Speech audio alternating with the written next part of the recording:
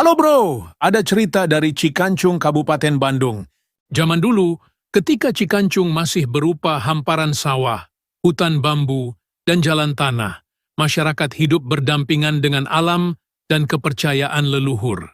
Di masa itu, nama Sembah Dalem Pangudar dikenal sebagai tokoh yang bukan sekadar pemimpin, tapi juga penjaga adat dan penyeimbang kehidupan.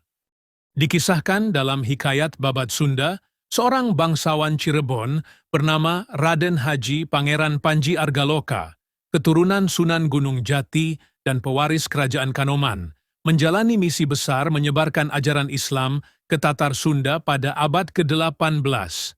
Sosok yang kemudian dikenal sebagai Sembah Dalem Pangudar ini diutus langsung ke wilayah Cinangka, yang kini mencakup Cikancung, Nagrek, dan Cicalengka. Dalam perjalanannya, Argaloka mempersunting Nyai Candrawulan dari Cihanyir. Namun perjuangannya tidak mudah. Tantangan justru datang dari kalangan keluarganya sendiri yang masih memeluk agama Hindu, membuat nyawanya kerap terancam. Untuk menghindari kejaran musuh, ia menyamar sebagai tabib bernama Raden Satja Wardana.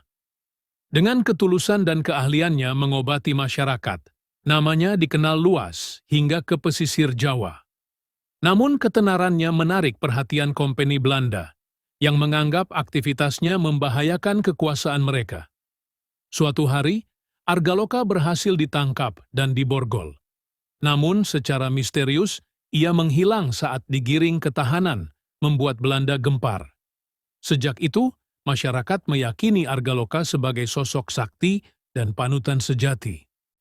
Kini, tempat tersebut dikenal sebagai Makam Keramat Sembah Dalem Pangudar, saksi bisu perjuangan dakwah Islam di tanah Sunda. Kini, nama Sembah Dalem Pangudar mungkin hanya tinggal cerita yang dibisikkan dari generasi ke generasi. Entah mitos, entah sejarah, kisahnya menjadi pengingat bahwa Cikancung pernah dijaga oleh nilai, bukan kekuasaan.